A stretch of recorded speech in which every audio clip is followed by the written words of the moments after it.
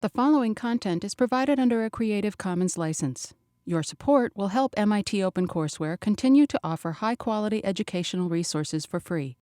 To make a donation or to view additional materials from hundreds of MIT courses, visit MIT OpenCourseware at ocw.mit.edu.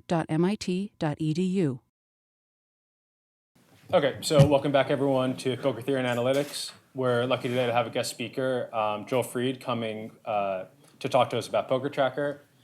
As you know, we have a great partnership going with PokerTracker in this class. They sent along Joel Fried to teach us analytics. Joel is a VIP support director for Max Value Software, who's the parent company of PokerTracker. He has taught analytical techniques to some of the biggest names in the poker industry, and he's come by to teach us that sort of thing also. So with that, I'm going to pass it along to Joel. All right, thanks. I hope you all have had a chance to install PokerTracker by now. PokerTracker is the industry-leading analysis and tracking software for online poker players. We've been around since 2001, so we've been able to grow as the poker economy has grown. It started out as software only for people who played Limit Hold'em, and it has exploded. We do Omaha now, obviously No Limit and Pot Limit Hold'em, and we have extensive tournament support, some of which we'll be talking about today. What PokerTracker does is it can help you identify and analyze similar decision points to help you improve your game. So PokerTracker is not going to do it all for you, but it's going to help you find the spots where you can improve and make better decisions. So what do I mean when I say decision point? A decision point is any time in a hand where you can make some action. So you can check, you can bet, you can call, you can raise, or you can fold. At any point in the hand where you can do that, I'm going to call that a decision point. And when you play poker after you've played for a while, or if you've already played for a while, you'll realize you naturally remember similar decision points. If you're the short stack in a tournament and it's folded to you in the small blind, you're going to be able to lump all of those kinds of decisions together so that when you face that decision the next time around, you already have some kind of history to build on.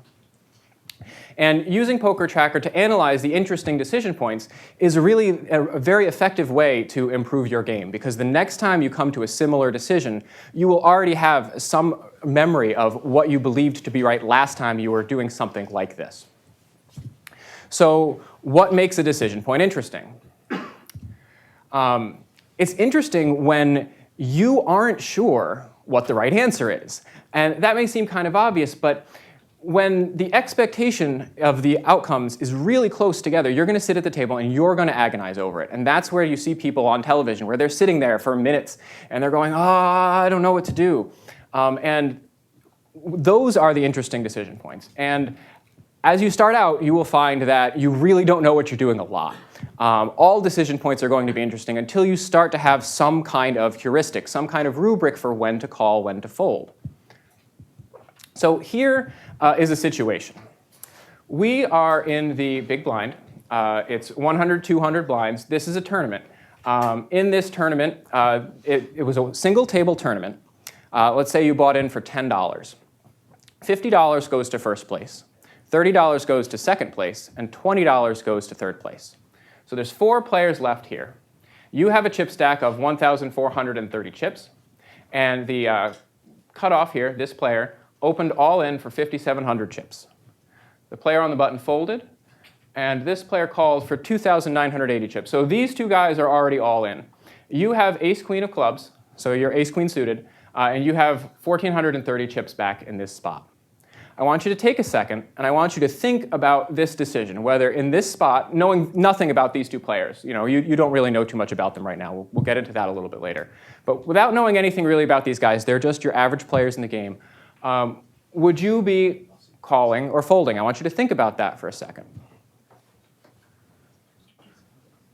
So I'll point out another feature here. For those of you who are familiar with pot odds, your odds here are 3.35 to 1 to call.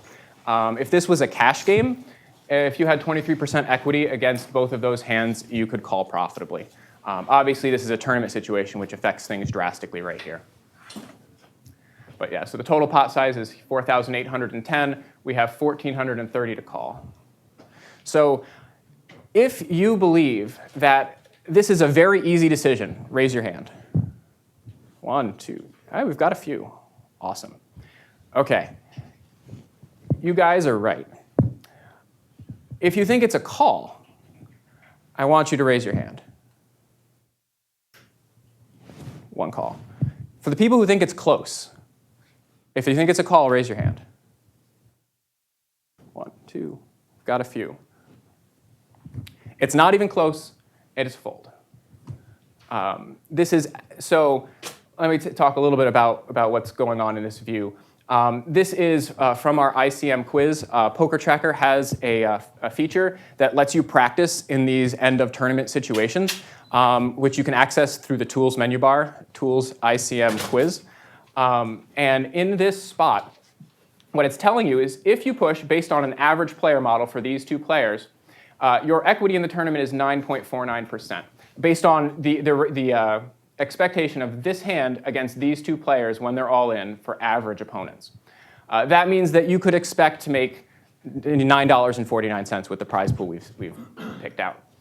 If you fold, however, you have an expectation of 18.67%. And the reason for this is that it's reasonably likely that the player with 2,980 chips is going to go out. And once you do that, you are guaranteed third place.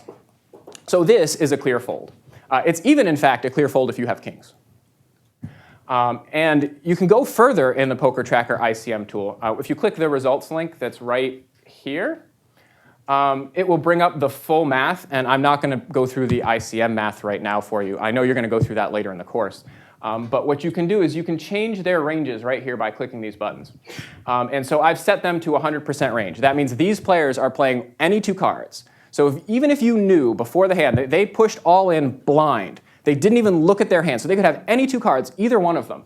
It's still a fold because fold equity still is close to 19%, and your push equity is 15%, even though you're going to win half of all hands against two random cards.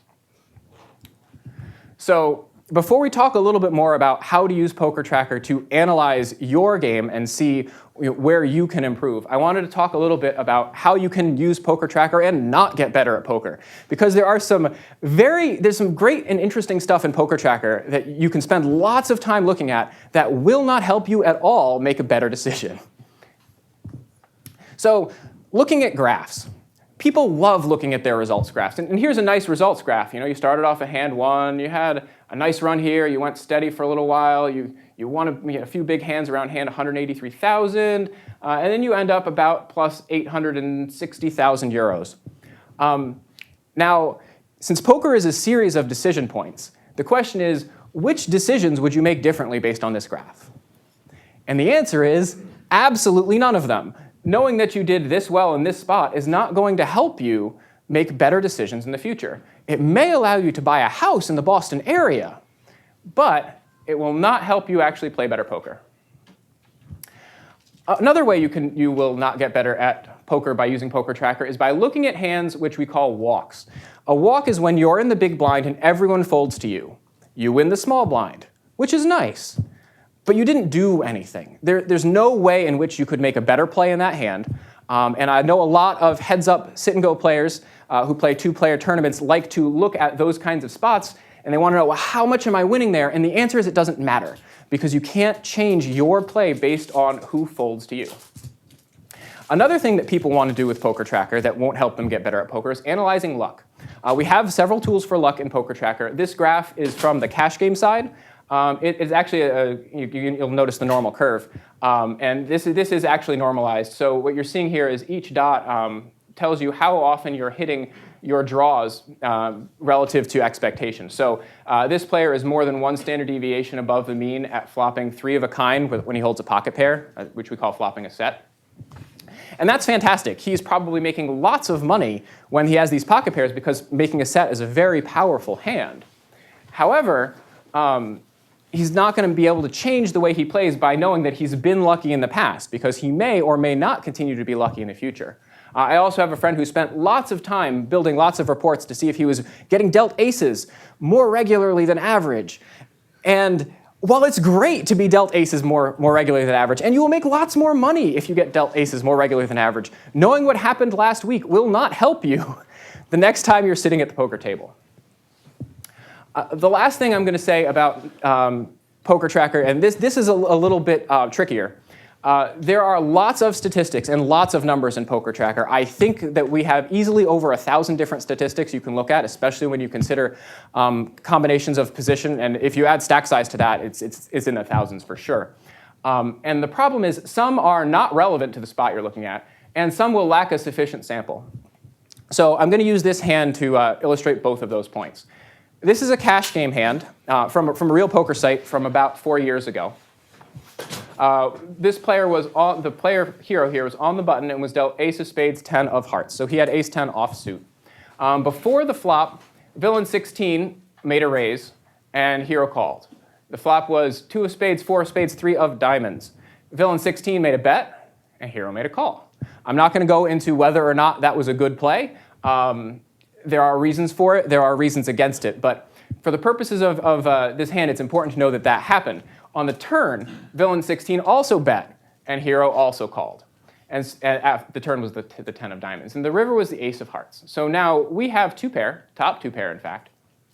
And villain 16 makes another bet. The bet was 1,550 British pounds. And the pot was 1,975 pounds. So we're sitting here, we're getting 2.27 to 1 odds.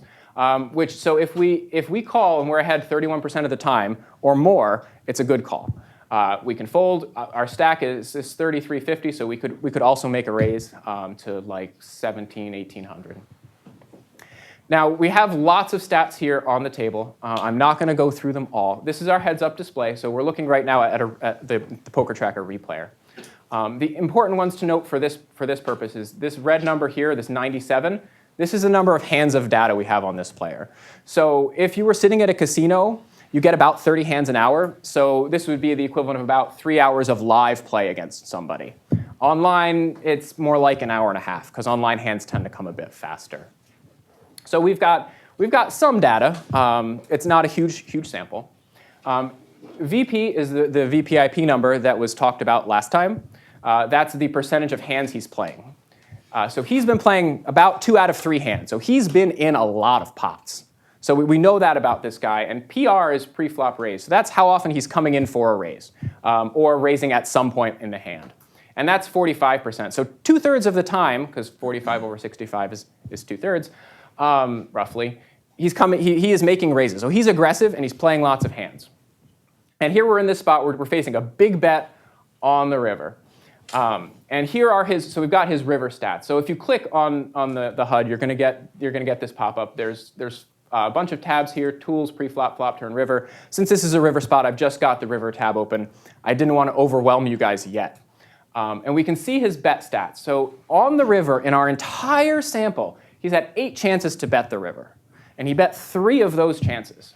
And I'm going to tell you that that number is completely and totally irrelevant to this situation, because we can also see this number for C-bet. Now, C-bet is a poker term. It's called a continuation bet.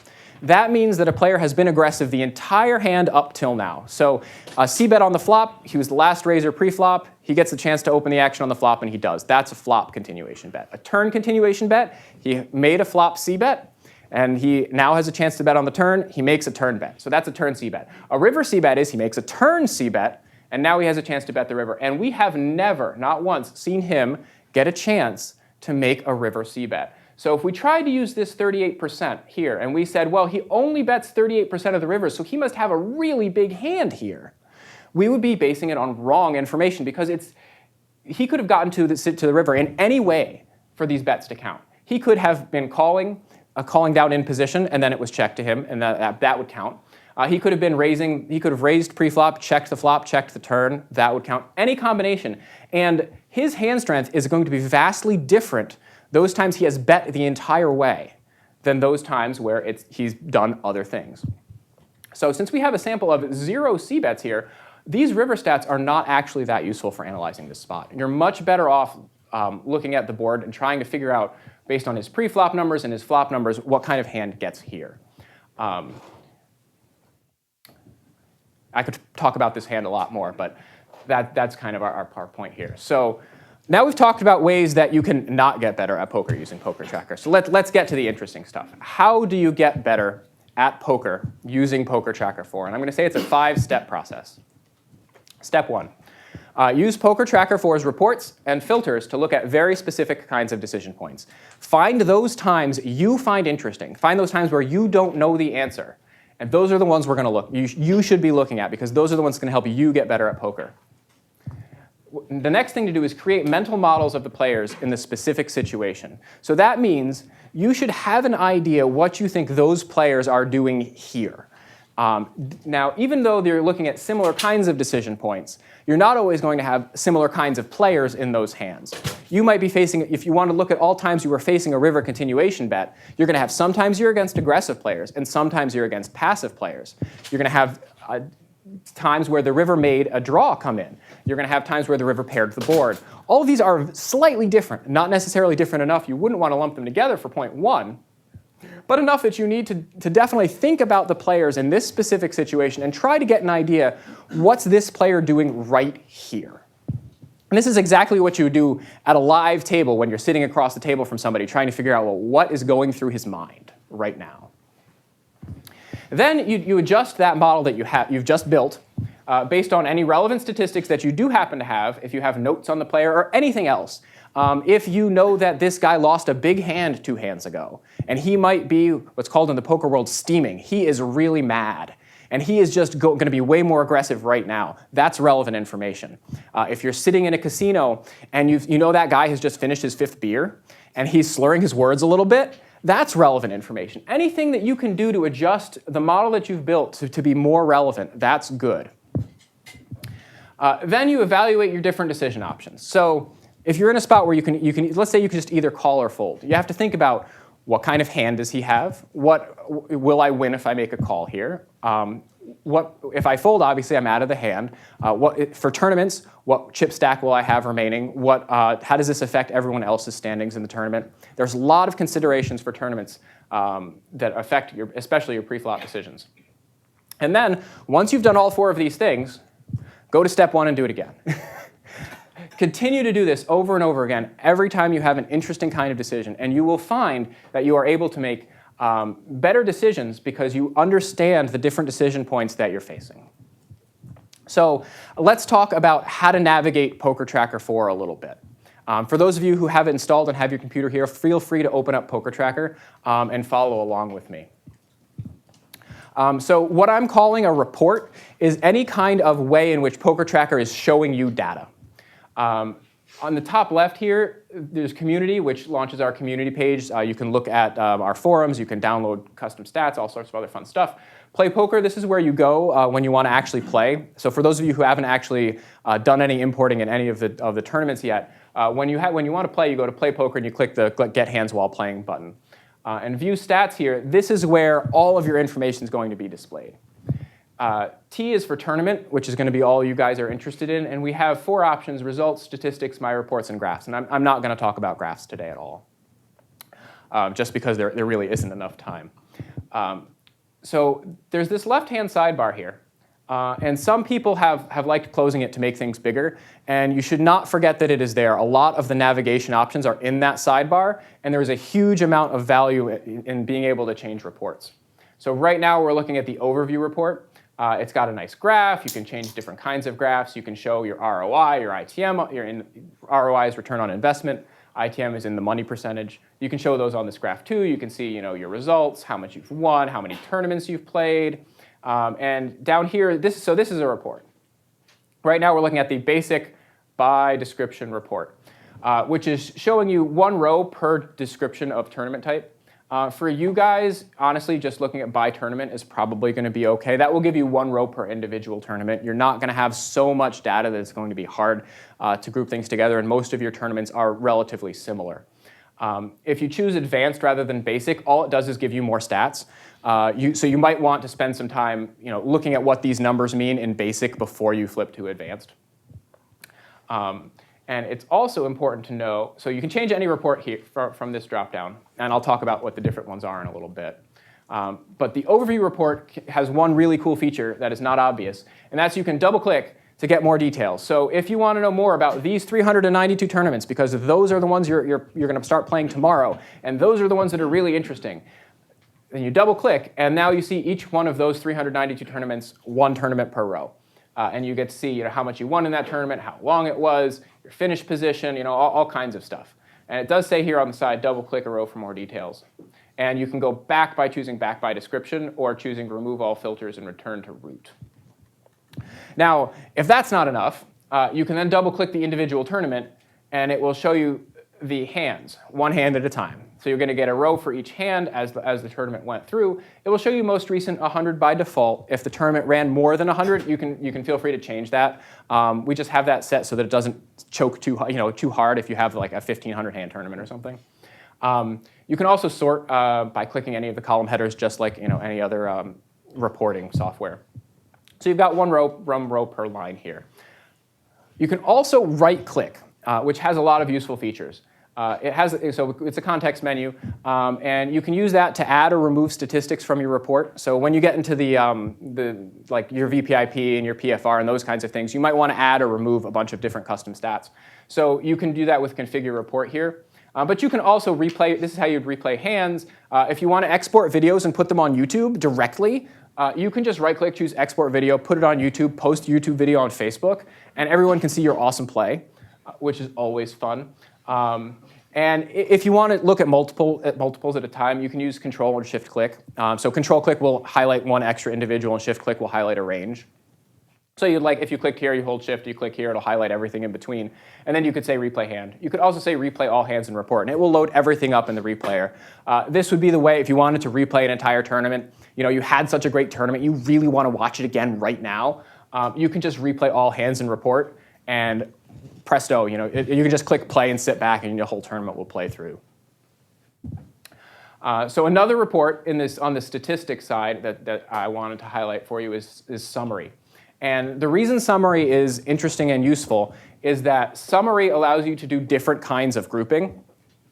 In particular for you, I think starting hands hold'em, as shown here on the right, and position will be your most useful ones. So what happens in starting hand hold'em here, you have one row per hand type. So you can see here we had aces 131 times. This is how many big blinds we won, adjusted for luck, for all in equity. The VPIP is 100%. Congratulations. If you did not know it, you will almost certainly voluntarily put money in the pot 100% of the time when you get dealt aces. If this number is not 100% of the time, I recommend going back and rethinking your decision process, because aces is the best hand in Texas Hold'em for certain, and nobody will say anything else about that. But you can see different rows for all the different hand types, and that is going to be the best way to see, if you feel like, I'm playing some of these suited connectors a little, maybe it's too much, maybe I'm not sure. Am I playing Jack 10 suited too much? Am I playing King Queen offsuit too much? If you're not sure, come here and you can start looking at the hands, because whatever row you have here, the hands from that row will display in the bottom. And it works just like the other hand report. You can replay them. You can double click for more information on one. They're all right here. And position groups, I don't have a image of it, but it groups one row for position. And when I say position, I mean if you're in the big blind, if you're in the small blind, if you're on the button. So if you feel like someone is beating up on my big blind, man, I sit there and every time I get my blinds raised and I have to fold and I hate it. Can I play back? Or am I doing it right and it just feels wrong to me? Because sometimes your memory of the situation isn't really the truth. You can come in and load up the position report, and you'll be able to see exactly what's happening. Another really awesome report is the Hold'em Hand Range Visualizer. This is in statistics as well. And it looks like a lot, but it's not actually as crazy as it looks. So first off, over here we have various different statistics. So when you choose a statistic, you're getting information based on your values in this spot. So let me talk about what 3-betting is. 3-betting means someone has made a first raise, that's the 2-bet, and then you made the second raise, and we're talking about pre-flop only right now. So you made the 3-bet. So someone raised, and you re-raised. That's all we know about these hands right now. But we're looking at only those spots right now in this report. And you can look at all kinds of different spots. And this little wrench here lets you configure it. If you want to put different stats here, you can do that too.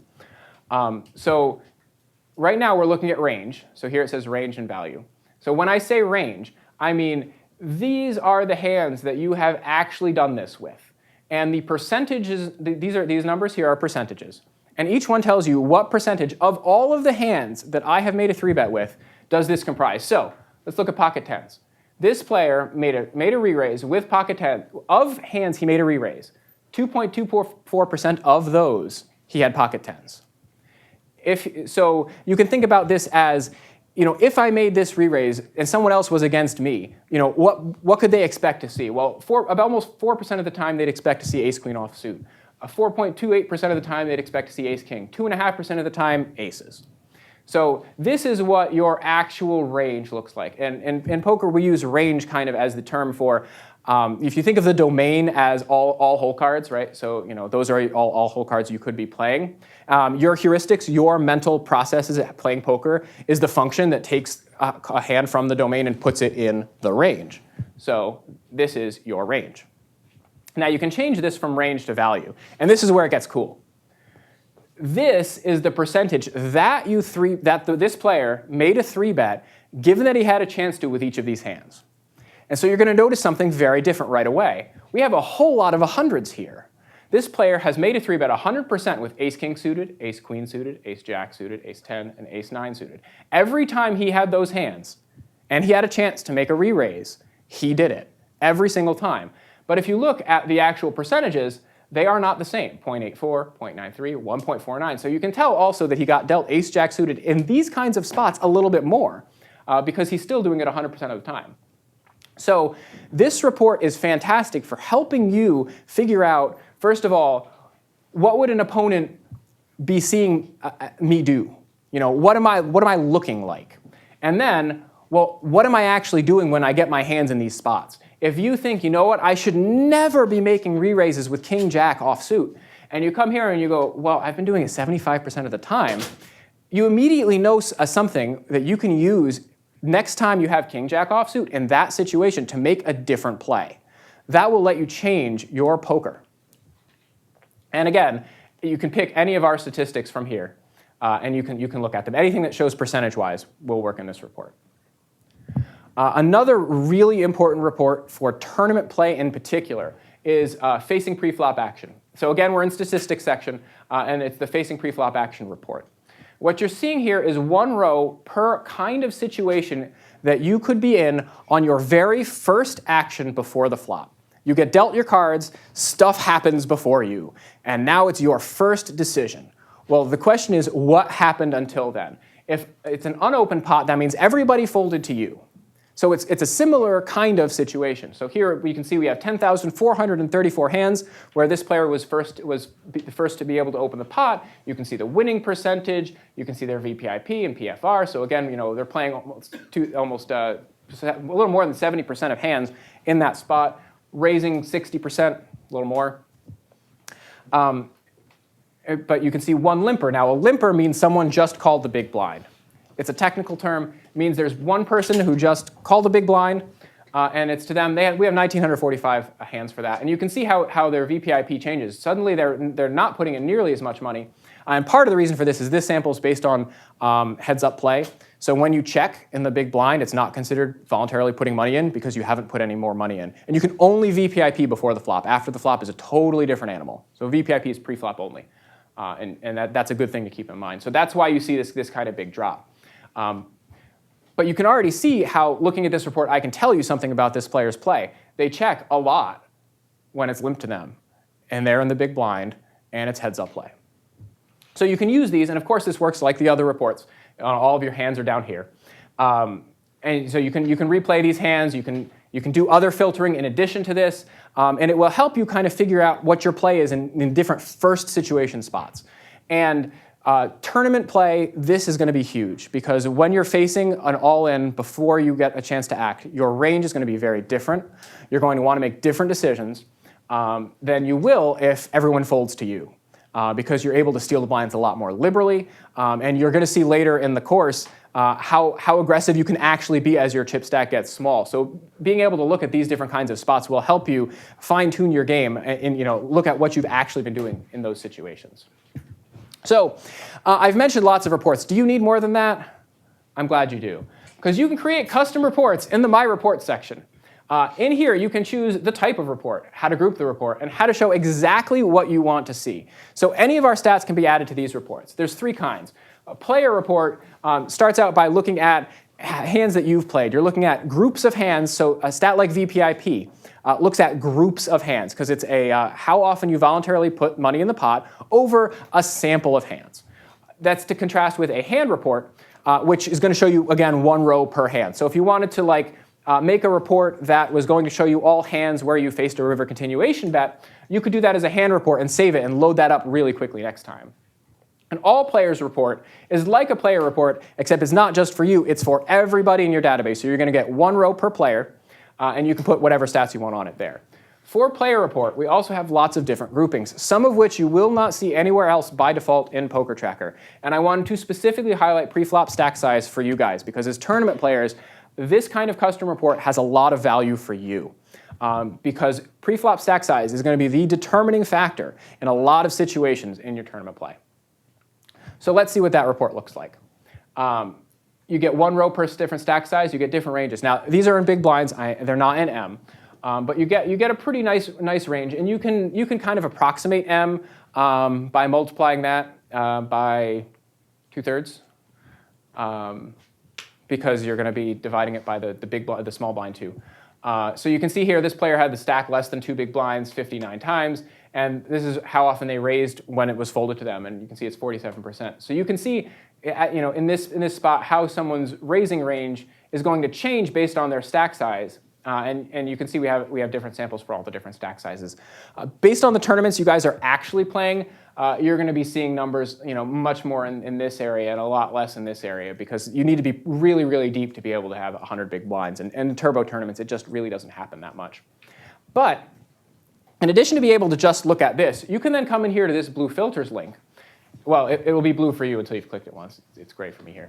And then you can make individual filters, and you can save that with this report. So you could come in here, and you could take this report and filter for times you're facing an all-in.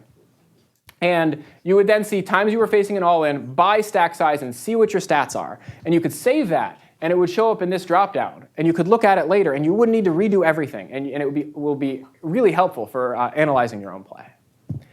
So I've talked a lot about filtering. How do you do that? This button here, More Filters, is the gateway to all of the filtering everywhere. And other than doing specific stuff for custom reports, this is the place where you're going to go if you want to see specific subsets of your data. So when you click it, you're going to get this window. And here's how so there are 5 sections over here: game details, hand values, board texture, and actions and opportunities. And each one of these has different kinds of filters. And we tried to break it down as intuitively as possible. So game details is all stuff for how to filter at the game level. What day did I play it on? What currency was it in? What was the speed? Was it a turbo? Was it a hyper turbo? Was it a super turbo? What was the buy-in? What was its description? What was the table size? Were there 6 players at a table, 10 players at a table?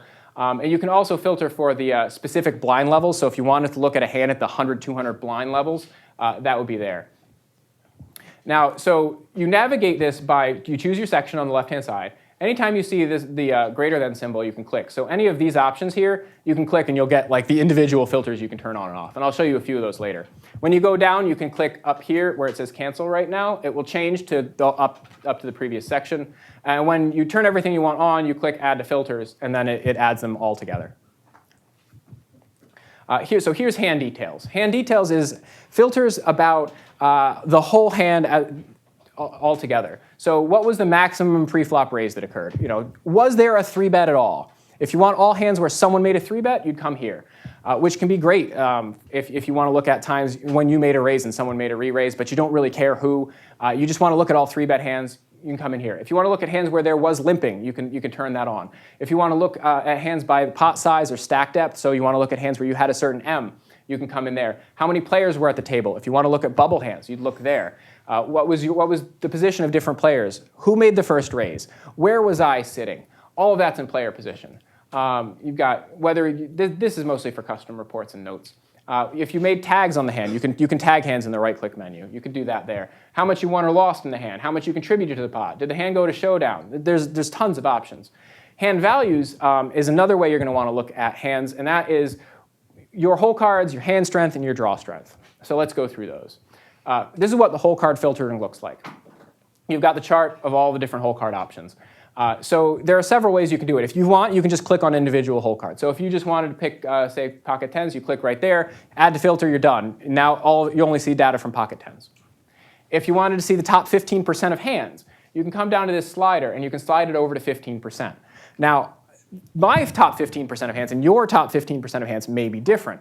That's why we have this model option. So we're using by default this Glansky-Carlson model, which was invented by them in response to a very specific math problem, which I think you guys will talk about later in the course. So that we use that as the default model to rank hands. But if you don't like that, you can actually go in and you can make your own custom model. You can say, you know what, I want 3-2 suited to be the best hand in the deck because I love it. You can do that. You can put that at the top.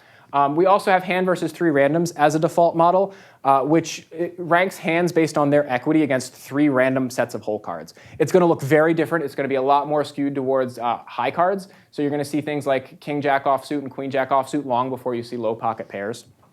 So that's going to make things radically different in terms of using the percentages. There's also this group select button, which will save you time if you're making if you want to do like any ace, you can just click group select any ace. Or if you want to do any pair, group select any pair. If you want to invert it, you can just click group select and invert, and anything that's turned on will be turned off. So you have lots of options there. Once you've set whatever you want, you just click add to filter.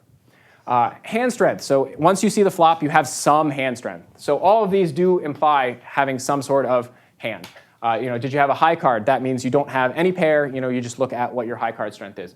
1 pair, 2 pair, 3 of a kind, all the way down. There are multiple options in each of these. I'm just going to look at straight just to save a little bit of time. So what you would pick is what street you made it on. So if you wanted to look at only times you made the straight on the river, you could pick that. If you wanted to see any street, if you wanted to see all 3 streets, you can just change that and turn it on. How many hole cards you used. If you wanted both of your hole cards to be used to make this straight, you can turn that on right here. Nut and non-nut straight means it's the best possible straight versus a better straight could be made.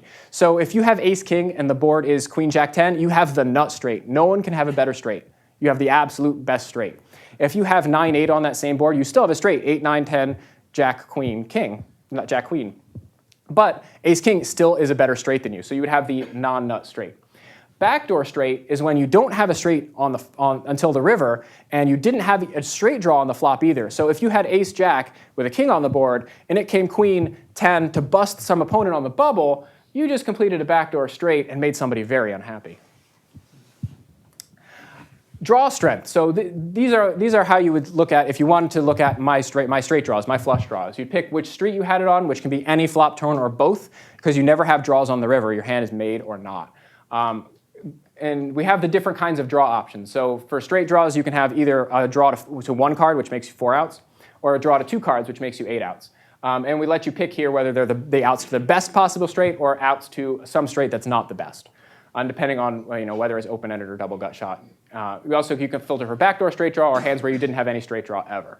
So you can imagine these can combine for lots of different things.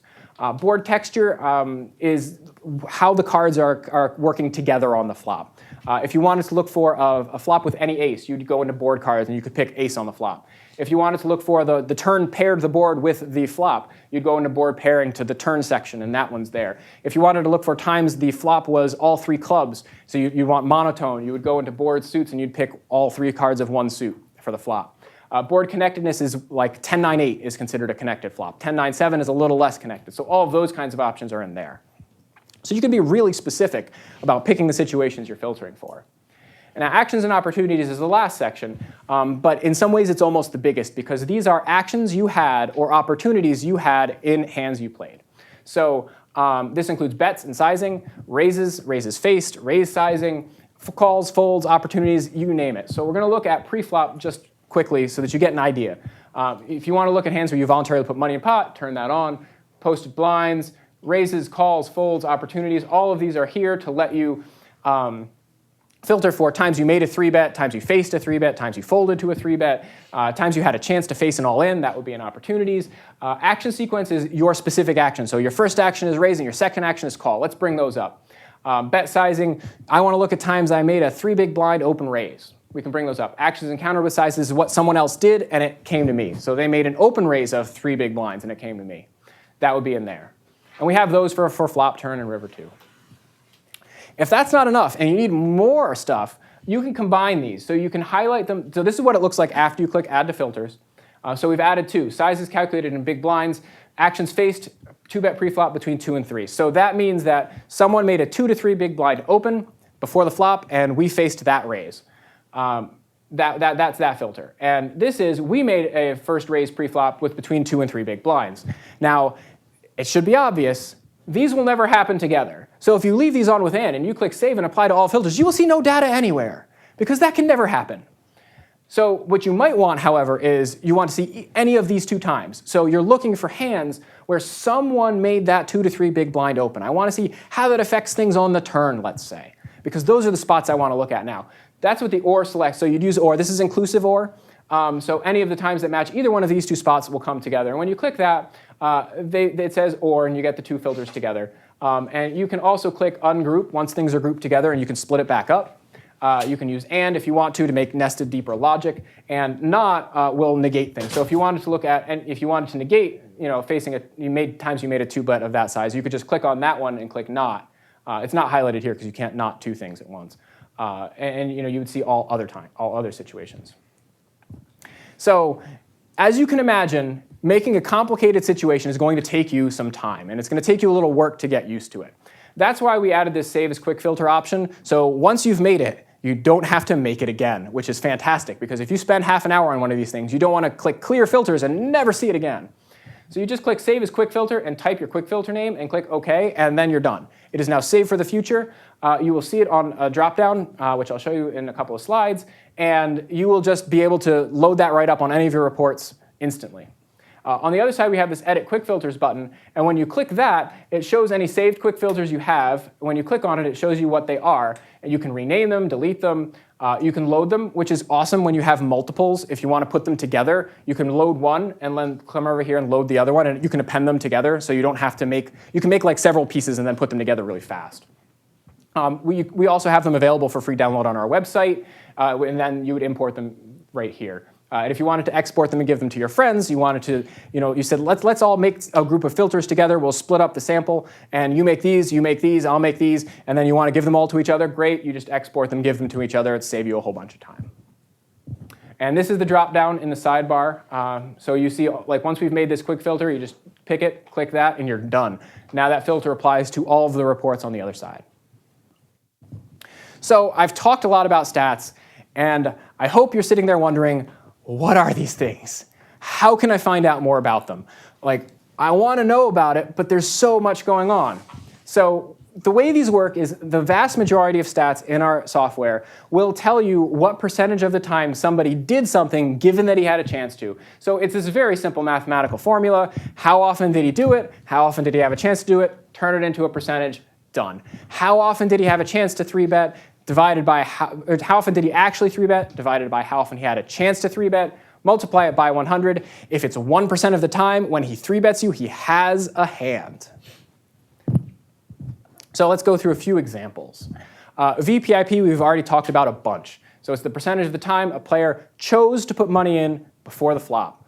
This is considered like one of the staple stats because it really speaks to how much a player is involved in the pot. If you've been sitting at a casino and you see a guy that's just splashing money every hand, he's playing every hand, he doesn't care, his VPIP is very high. And it's easier to think about that player when you start building models in your mind of what do players who have VPIPs do. And you can start to categorize players by like VPIP numbers. So someone who has a VPIP of 40 is going to have similar kinds of play style to someone else who has a VPIP of 40, even if you don't know a whole lot else, because this one will converge pretty quickly, since they will VPIP or not pretty much every hand. Raise first in is a little bit more restrictive, but I think it's one that's really useful for you guys in tournament play. It's the percentage of time a player raises on their first action when everyone has folded to them. So if everyone folds to you and you raised first in the pot. So if you see that be 40% for somebody, they are raising a ton. They are raising almost half of all hands. It's a huge number. If you see, and these can combine, these work together, right? So if someone has a VPIP of 70 and a raise first in of 2, they are calling all the time, but they are not raising ever. So this starts to give you an idea what kind of player they are. They're the kind of player who just puts money in, but they are not willing to commit to a raise. They don't want to bring the stakes higher. They just want to go along with whatever's happening. And some stats can be super crazy specific. So we've already talked about what 3-bets are. We've already talked about what c-bets are. There is a stat in our system called fold to raise after flop c-bet in a 3-bet or higher pot. So that's what 3-bet plus means. 3-bet or higher. So let's break this one down. It means that we made a 3-bet or higher before the flop. That is, we either 3-bet or we 4-bet or we 5-bet or we 6-bet, anything higher. But we made the last raise because we made a c-bet on the flop. So we made some last raise pre-flop that was at least a re-raise. And on the flop, we had a chance to bet, and we bet, and they raised us because they raised, and we folded to that specific raise. You will not see this happen in your tournaments because you are going to be too short to really get these situations. In a cash game, this can be really useful once you have a few thousand hands on somebody. But as you can imagine, if we have this, we have a lot of other really specific stats. So if you find something you want to know more about, you can go through our stat list and find if there's something there that already does it.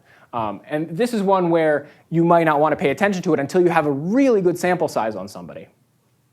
So how do you find all of the stat list? If you click Configure from the menu bar and you choose Statistics, it's going to pop open this window, which is going to show you our entire stat list. So you guys are going to want to change to tournament, and there are player stats and hand stats for the different kinds of reports, and you choose stats here. So we're looking at tournament player stats. You can see we have this list. We're just looking at the call stats here. You can see the scroll bar. So we have a lot. If you want to search for specific ones, you can just type, like if you type 3-bet in here, you suddenly see only 3-bet stats. So we're looking at a stat called call pre-flop squeeze. If you were looking through the stats and you saw this and you said, well, what is that situation? Well, that situation is described here in details in the detailed description. A squeeze is when someone has made a raise and someone else made a call, and then somebody 3-bets both of them. That projects an image of a lot of strength. This is talked about in Harrington on Hold'em as a great way to make a move, because if someone makes an open raise for 3 big blinds, someone else calls, and you're sitting there for 10 big blinds and you shove all in, the first player needs to decide what's the guy behind me who called going to do, and what's this guy doing? He's got to have a big hand if he's able to shove all in over both of us. So that raise is called a squeeze. If you face a squeeze and you call it, it will count for this situation. If the player who made the first raise folds, you still face the squeeze if you called. So those are the 2 spots here. And you can see we have the detailed description that explains exactly what it was, and the formula gives you the actual number we use. We don't say multiply by 100 here just to keep it a little bit simpler. We have these detailed descriptions for every stat in the list. So if you are so inclined, you can spend several hours reading through our entire stat list, and I think you will probably be the first person who has ever actually done it besides me. So, all right, we've talked a lot about opponents and what opponent stats can be. How do you find them? How do I look at opponent stats in PokerTracker? This is going to be important because you need to figure out what these numbers mean for your various opponents. So the first way is in the results. In the results section, we have a player summary report, and we saw it in that drop-down earlier. When you choose this report, you're going to get 1 row per player, and I've blocked out the players' names for confidentiality reasons. But you can then see how many tournaments they played in, what their VPIP is, what their PFR is, what their 3-bet is, how often were their 3-bet successful. That is how often they 3-bet and everyone folded to it, which is really fun because if you have a really high 3-bet success, that means you can really 3-bet with impunity because everyone's folding and it's great. Because you pick up the open raise, you pick up the blinds, you can make lots of money. So you can see this guy is good at picking spots. He's got 64%, 65%. This guy's terrible at picking spots. He's only been successful 1 time in 3. With 17 tournaments, it's probably some number like that, 2 and 6, 1 and 3. So you want to go deeper than that? I thought you did. We've got the hero versus villain report. And what this does is each row, again, shows 1 player, but it specifically targets the hands where you both put money in. So these are hands you won money from him or he won money from you. It breaks down by different sizes, so you can see if you won lots of big hands or small hands. So like we lost three reasonable sized pots to this guy. We don't have any big losses, which is nice in this report. We don't have any big wins either. We took a pretty good sized pots from him. So if you highlight one of these reports, you're going to get the hands you were involved with this person in the bottom. So if one of your friends has been playing in these tournaments and saying he's been beating up on you, you can go look in PokerTracker at the exact hands you've played together and tell him you're full of it. Because here are our hands, and I can see that you did not beat me up. Look, you 3-bet me once, and I had 4 too. I'm clearly not calling your 3-bet. That has nothing to do with you. So I'm sure you want to go even deeper than that, right? On the sidebar, we also have this player box. And you can choose a new player, and you can choose any of your opponents. And when you load them in here, what you're going to look at now is all of the data and all of the reports of PokerTracker, everything we've been talking about, you will be looking at from his perspective. So you are looking at it through all of the data through his eyes. And the only thing you need to really keep in mind when looking at data through another player's eyes is that you only get hole card data when he reaches showdown. If he doesn't reach showdown, you don't know what his hole cards are because the hand's not going to tell you. But anything else, and for all hands that reach showdown, you have full information. You have all of our reports, all of our stats, all of the filters. And if that is not enough for you, I don't know what will be. So let's look at an example. We're going to look at one example analysis, and hopefully that will show you how all of this stuff works together. Let's say there's one situation that was really bugging us. We've been playing in these tournaments that are called 50-50s. And the way these work is that they pay out the top 5 places. 10 people start, 5 people get paid. Once it gets down to 5 players, everyone gets their buy-in back. So if you've bought in for 10 bucks, once you get in the top 5, you definitely get your $10 back. And everybody who's in the top 5 has some amount of chips left. So it takes the other half of the prize pool and gives it out to all the players based on how many chips they have. So that's how a 50-50 tournament works. And we want to look at times we're in the big blind, because we've been playing a lot of these. Times we were 6-handed, so we're on the bubble. Once one more player goes out, the tournament is over. That is the end of the tournament. And we want to look at times we have king, queen offsuit, because that hand's been bugging us. We don't need any other reason, but we have a real situation here. So you go into the sidebar, you pick your 50-50 flag. That will limit it to 50-50 tournaments. You go into hand details, number of players dealt into hands, 6-6. So now we're looking at 6-handed play in 50-50 tournaments. Actions and opportunities, pre-flop, post-big blind, bang. Add that to filter. Now we're looking at big blind play in a 50-50 tournament, 6-handed. Hand values, we go just turn on king-queen. That's king-queen offsuit there. King-queen suited is on the other side. And we go into actions, opportunities, pre-flop, and turn on opportunities and turn on faced all in. And we add those, we have all of our filters right here. And so now we have picked out our situation entirely. And we can look at our spot. We have 2 hands in our database that match that. It may have felt like you had a lot of data, but sometimes when you go and you look at it, it turns out you don't have as much as you thought. And that's OK. We're still going to look at one of those hands.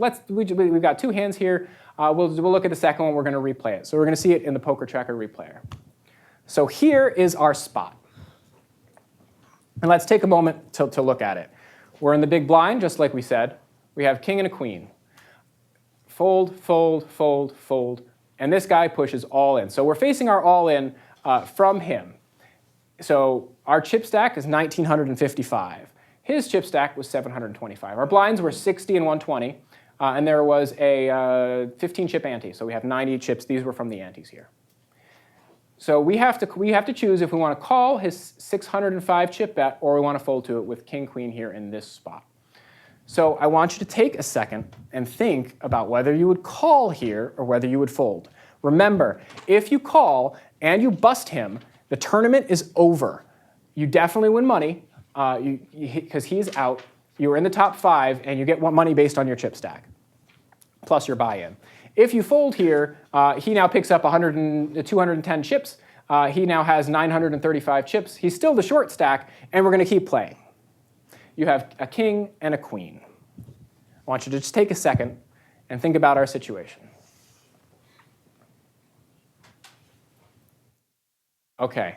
The first thing you should be thinking about, and I hope you were thinking about right now, is what hands would he be playing to make this all-in raise with? Obviously, he could have aces. Obviously, he could have kings. What other hands? How far down is he going to go when he makes this all-in range? And before we can make any adjustments based on stats, we have to have a baseline. Because if we think the baseline player is playing all-in with any 2 cards here, it's going to radically change how we adjust based on his stats. Because if he's tighter than average of 100% is going to be very different than tighter than average of 10%. So think about what you think an unknown player would play. Start to build this model in your head. This is what all the big name pros will do. They are able to have a baseline model and then adjust based on individual characteristics. So think about that. Think about what kinds of hands he would play. Now let's add some stats. Now we're going to start refining our model on this player. We've got a baseline idea in our head of what kinds of hands he's going to play. Now let's look. We have 73 hands of data. His VPIP is 11.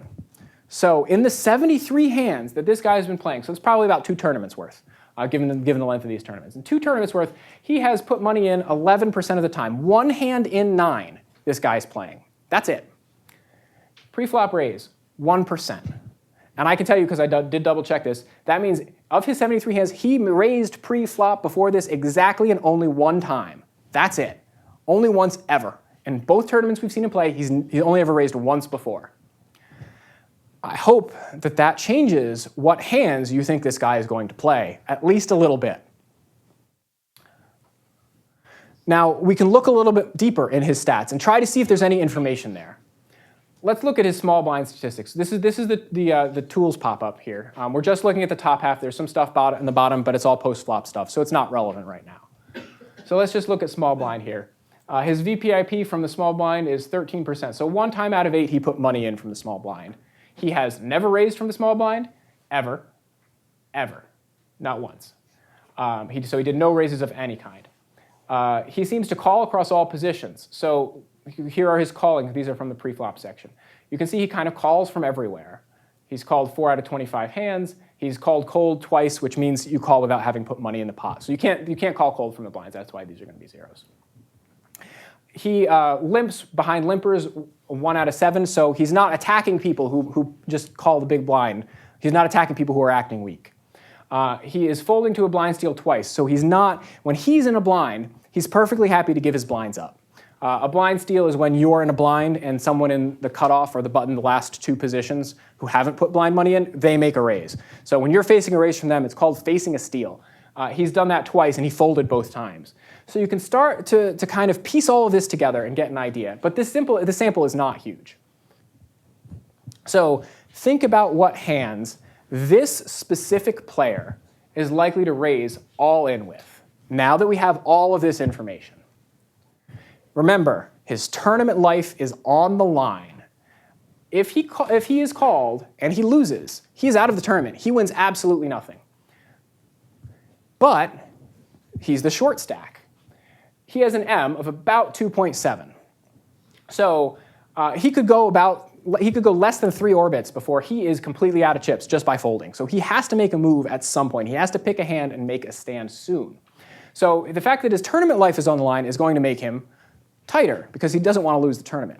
The fact that he is so short with such a short M is going to make him looser. So these kind of are in conflict with one another. And as you play more tournaments, you're going to find out how they pull. Do you think this guy is going to play low pocket pairs? Do you think he's going to pick deuces here and happy to play a coin flip for his tournament life? I see one person shaking his head. What about weak aces? Do you think ace-4 offsuit is okay? Do you think he's willing to take his tournament life into his hands with just a really weak ace? What about king-queen? Could we have the same hand here? Would he make this shove with my hand? King-10, could we have him completely dominated? So that's another poker term. If you have the same card and your other card is better than theirs, it's called dominating. You have your 70-30 favorite in that spot, something like that. Queen-jack, same kind of situation. If he's willing to do it with these hands, then we're in a really great spot, right? But we have to decide what this player would open raise with. So now we're starting to build that model. Remember, his VPIP is 11%, so let's start. First, if you want to convert percentages to actual hands, the equity calculator in PokerTracker will help you with this. Because it's kind of hard to know what 11% of hands is. You know, especially if you don't have experience with it, you're like, I don't know. So you can come into the equity calculator, and you can pop that open, and you can choose hand range selector, and then you can use the slider, and you can see what the model says. Again, we're still in Sklansky-Carlson. You can play between the models. So this is 15%. So think about the hands that you've just decided this guy's willing to go all in with. And here's a 15% range according to Sklansky-Carlson. Wider, looser. So this guy has got down to ace-4 suited, down to king-10 suited, pairs down to 3s, not 2s, and down to ace-8. That's 15% of all hands. Well, We've said he'll play 11% of hands overall over 73 hands. So let's start by saying any hand in the top 11%, he'll play those. It's not going to be perfect. Our sample's not fantastic. We know this, but we're trying to get an idea for what's right to do here in this spot. So this is the top 11%. You don't have the bottom two pairs. You don't have any weak aces at all. Even ace 9 is considered a middling ace, so that's not too bad. He has no weak suited aces. That's a 11% range. That's a pretty strong range. So PokerTracker also has a built-in calculator that does ICM. Now ICM stands for the independent chip model. This has been out there for a little while, and what the ICM does is it takes tournament chips and converts them to real-world dollars. Because tournament chips and real-world dollars don't have a one-to-one correlation, because your last tournament chip is worth a lot more than your 1,000th tournament chip if you have a 1,000-chip stack. Because once you're out, you can win nothing. But that extra chip doesn't mean quite as much. So this model takes your equity in your total chip stack and gives you a result as an equity in the prize pool. It says, with this chip stack, if everything were even, ceteris paribus, nothing else to be considered, this is what your equity in the prize pool should be according to the model. And this has been there in the replayer the entire time. I don't know if you noticed it, but if you click it, it will show you the results in this spot. So we're going to be looking at the times we face this all in, and we will see with the average model says whether we should push or fold in this spot with this hand. So who thinks we should call his all-in raise if he was an average player? About a third. Everyone else, I presume, says fold. The default model says call. Everyone who raised your hand, you guys win. So you can click the blue results link here. You can see the full ICM tree. But the important thing to note right now is you can look and see what your prize pool equity is right here. If you push, you can say you would have against the average model 15.83% equity in the prize pool. If you fold, 15.28%. Now keep in mind, this is just against the average model.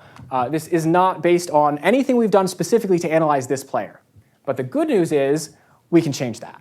And we can see what the model's range was. So when we click results, we're going to see what the model says the average player would raise all in with in this spot.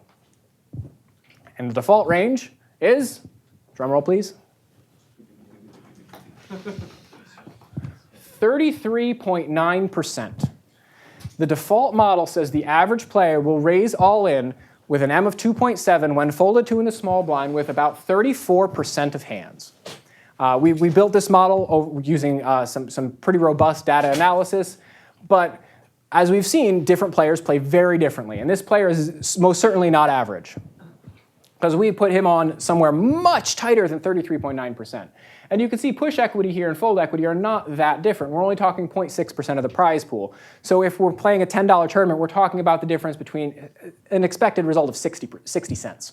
It's not huge, but each little edge in poker adds up, one piece right on top of the other. And making these decisions in the marginal spots is really how you can expand your advantage and play better than your opponents.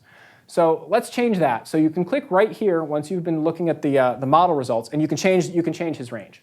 So this, by the way, is what 33% looks like. So the average player here is shoving as weak as Queen 8 suited, King 2 suited, King 6 offsuit, any pair, any ace. That's a lot of hands. These are weak, weak hands. So we change it. We'll drag the slider down from 33.8 down to 11%. Suddenly, now we're looking at a whole lot tighter range. With the updated range, who thinks it's a call now? Good, I'm glad nobody thinks it's a call, because it is in fact a fold. So by looking at this player, by doing analysis of his previous play, we were able to turn a close call into a close fold. And so in this spot, when he has this range, our push equity is 14.85% and fold equity is 15.25%. And you can actually play with this, and you can keep changing and updating the range, and you can figure out what break even is. So if he knew what our cards were, if we turned them face up, we can figure out what's the game theory optimal pushing range for him, right?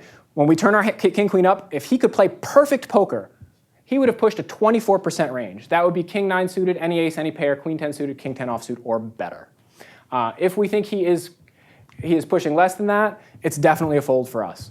If he is pushing more than that, it's a call. So we now have established what a break-even range is for us facing a push from a short stack at the end of a tournament in a tournament type that we play. So next time that we're sitting in the big blind and we face a shove from a short stack who's in the small blind, we have a better idea what things to look at and how much to skew things based on his range. If you're starting to see 50%, 60%, and you're sitting with king-queen, you're in a great spot to call, assuming you're in an otherwise similar situation with your chips relative to the rest of the table. But in this spot, against this guy, it's a fold. So of course, in the actual tournament, hero called, because you always make the wrong play the first time you're in the situation. So hero called here with king-queen suited. King-queen offsuit, excuse me. And we get a lovely, wonderful flop. We've got the king, 9-2, so hooray, we hit our pair. This is great. Your heart starts racing. There's the turn, it's an offsuit 7. Fantastic, if he has 2 diamonds, he doesn't have a flush yet. None of the straights came in. Uh-oh, there's another diamond. So now if he has 2 diamonds, he could have a flush. One of the hands that was in his range was ace-king. If he has ace-king, he also beats us. So if he has queens, kings, aces, ace-king, or any 2 diamonds, he wins. And of course, his actual hand was ace-5 offsuit. Now, I want to point out that ace-5 offsuit was not in our range analysis for him. So our range was actually too tight. So we can, in the future, when we're trying to do this kind of analysis, we can update our range by saying, hey, the last time I did an analysis of a guy that I thought was really tight, when he was super short, he was looser than I thought. You can add those extra few percent in when you're updating your ranges later. So yeah, no worries about ace-king, certainly no flush. He did have 1 diamond, though. So here are our takeaways. You should think about poker as a series of discrete decisions that you're going to make when you're playing. You can use PokerTracker's filter system to target those very specific decisions. As we've seen, you can filter for anything under the sun you would like. You can save filters for later. So target those. Pick the spots that bug you. Pick the spots that you're going to remember. Next time you have 6-6 and you're out of position and it's on the flop, and there's a king up there, and you made a raise pre-flop, and you're not sure whether you should bet or you should check, you can pick that spot and you can look at it. And when you check call, and then then the turn is a queen, you can decide, do I want to check or do I want to bet? You can pick these spots. And then when the river 10 comes, it just sucks to be you. You can use the available information to build a mental model of your opponents. Look, this is the way people play poker. You try to imagine what's going on in your opponent's head. You try to go, how is this player going to think? How does he make decisions? So that's what I'm calling this mental model. It's all of the heuristics that's going on in his head or her head to make a specific decision. Analyze your options based on your mental model. Think about what you can do. Think about how his actions are going to affect your play. Think about how your hand affects it. And when your mental model is proven wrong, like it just was, we did not think that guy had ace-5 offsuit, you can adjust your model. And you will get better at poker if you continue to analyze your game 1 hand at a time. So I hope that was instructive and that I opened your eyes a little bit to all of the power that PokerTracker has to offer for you. If you have any questions, I'd be happy to take them.